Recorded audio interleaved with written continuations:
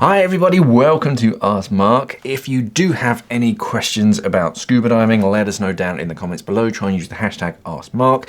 Just makes it a lot easier for me to find them. But yeah, today is the first week without Sean, sans Sean. And I think the first question sort of very much sort of delves into that. So yeah, let's dive straight into the questions. So the first one comes from Dive with Matt. They say, hashtag AskMark. First of all, good luck Sean on the new venture, of course.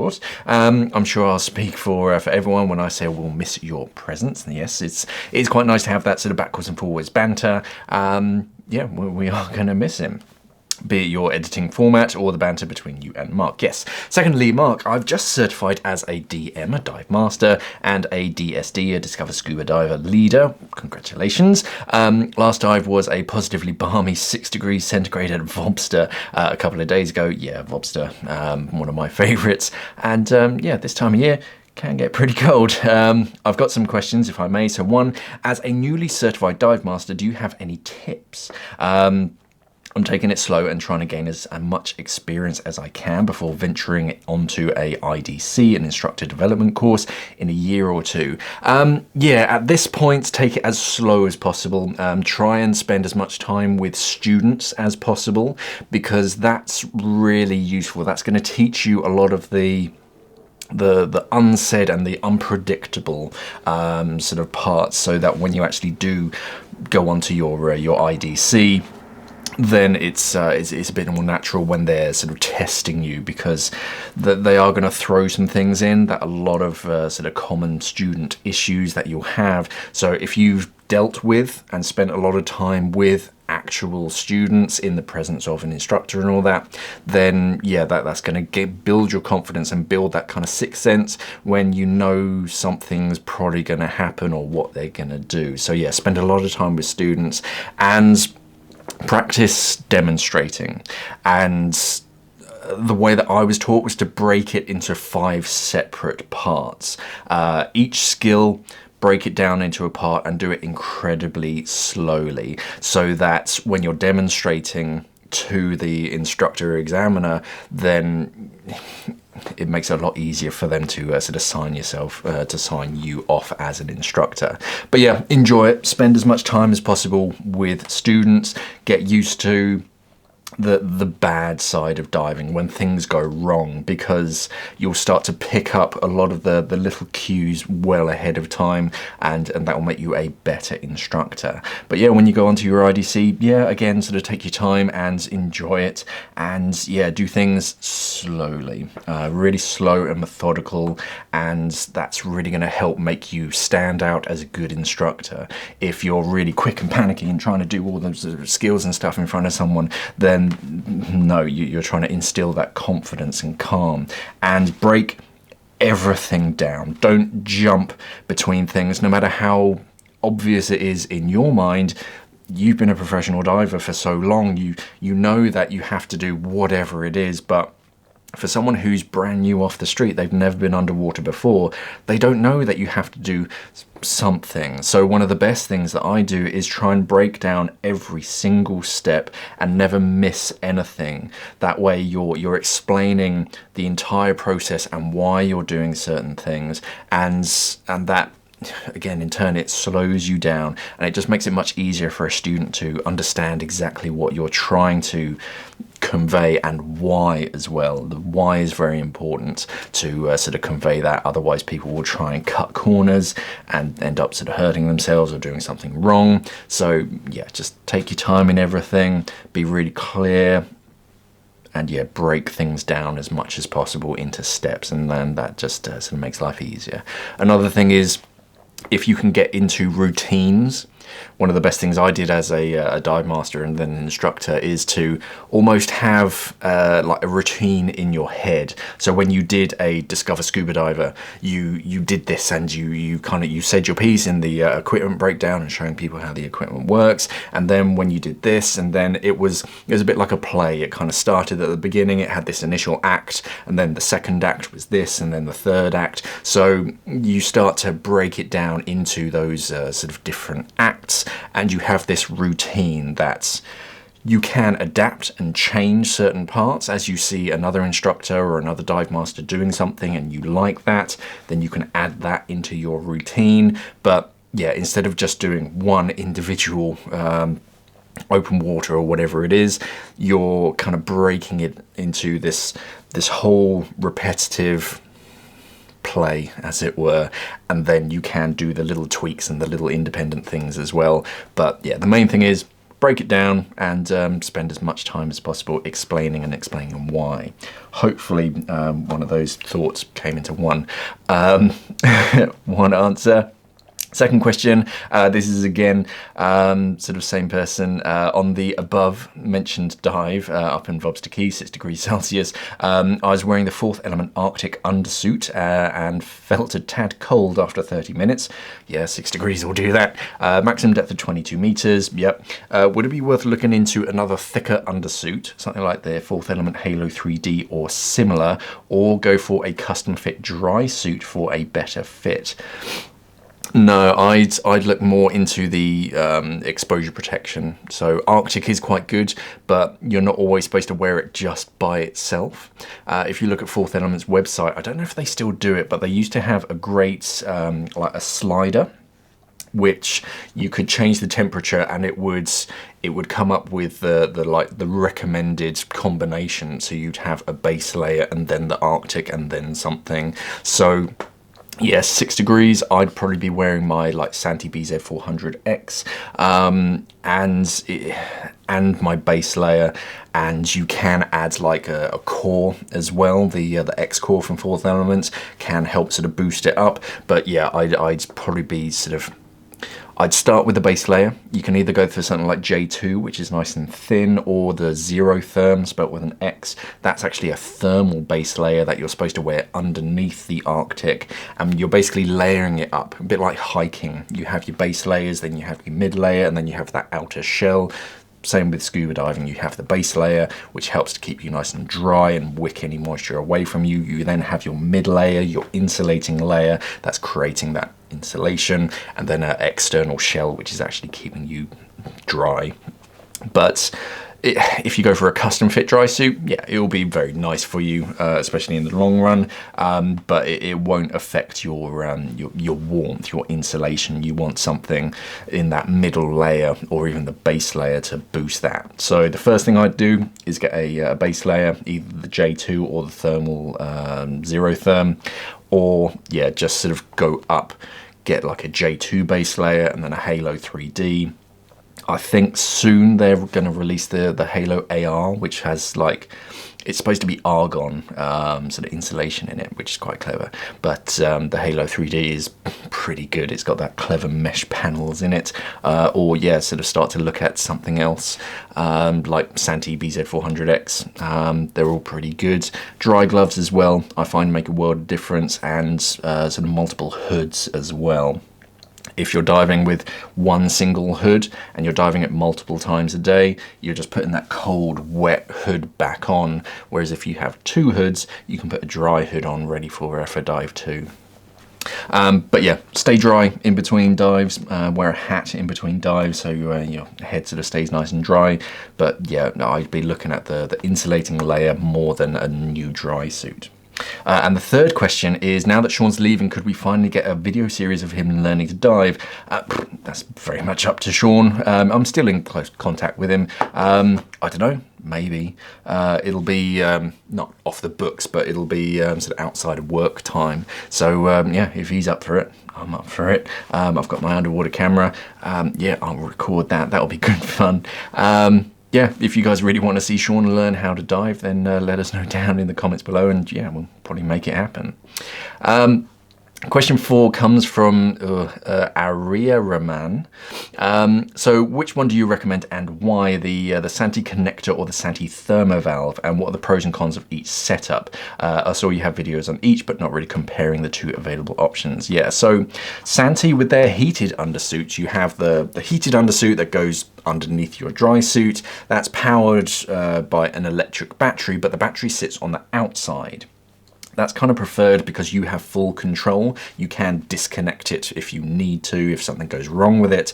But to be able to get that electrical cable inside of the dry suit, you can't sort of tuck it in underneath your neck seal because then that'll leak. So they have either a connector or a thermo valve, which replaces the inflation valve on your dry suit. The connector is basically, you take your existing inflation valve off of your dry suit, you fit the connector, and then you fit that original valve back onto it.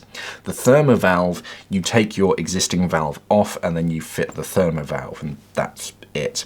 The thermo valve has fewer failure points because it's got one fewer seals, fewer moving parts. It's perfectly fine. It does the job. They have the new 303. The problem with the older version of the thermo valve was the inflation nozzle. It did pivot, but only by a few degrees. So you kind of had to have it lined up to where you had that hose coming in.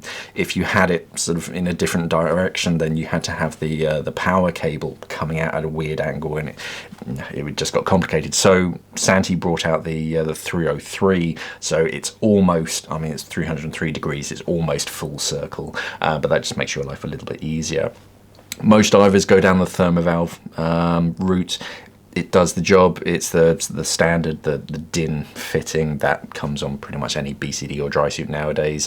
It's not the larger Buddy or C-Gen. It's just the standard DIN version. And yeah, the main benefit is fewer failure points. Does the job, but the downside is that, yeah, you don't always have that exact sort of full circle. And also, if you do have a specific fitting like C-Gen or Buddy or whatever it is on your existing one, then it's going to revert back to standard DIN, so you might have to sort of adjust that. Those are the main sort of pros and cons. Most divers just go straight down the thermo valve route, because it's far easier, and then you have your existing valve as a backup if you sort of ever need to. You can't fit the cable through it, but you can still use it as a dry suit. But yeah, the main pros and cons are going to be in fewer failure points with the thermo valve, but it does sort of reset your main fitting, so you might have to buy a new hose. Question 5 comes from YouTube user Anonymous. If most tanks and cylinders are low pressure, 232 bar or high pressure 300 bar, why are a majority of SPG submersible pressure gauge readings going up to 400 bar? Yeah, so most gauges is basically redundancy. It's kind of like the speedometer on your car. It goes up to like whatever it is, but you're never supposed to go up to sort of those speeds. With cylinders and anything to do with pressure, they always have what's usually called a working pressure and then a test pressure. You'll actually find it on most cylinders as WP or TP, as pressures stamped into the shoulders. And it's basically redundancy, because if you have something and you know it's going to fail at 300 bar and you pressurize it and it comes up to 300 bar, then there's a high chance that you're going to get hurt. The thing is going to sort of damage, it's going to leak, something bad is going to happen.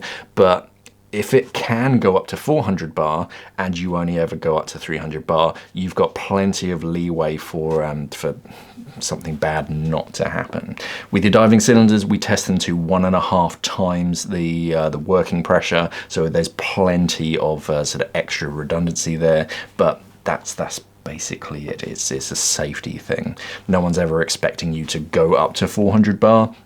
It's just there for the sake of it, really. I suppose the argument is they could be more accurate if you only did them the full scale up to 300. It's a little bit more accurate, but realistically it's perfectly fine as it is.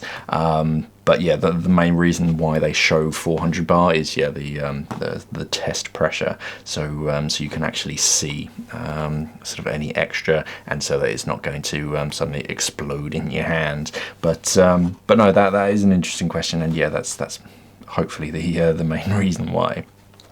Joseph Dracula asks, Mark, or anyone in the scuba world, my question is, can I mix a Mark Evo 19, these are Scuba Pro regulators, with a G260 second stage? Yeah, Scuba Pro are one of the rare manufacturers who actually test every single combination, or at least they used to when I was a technician.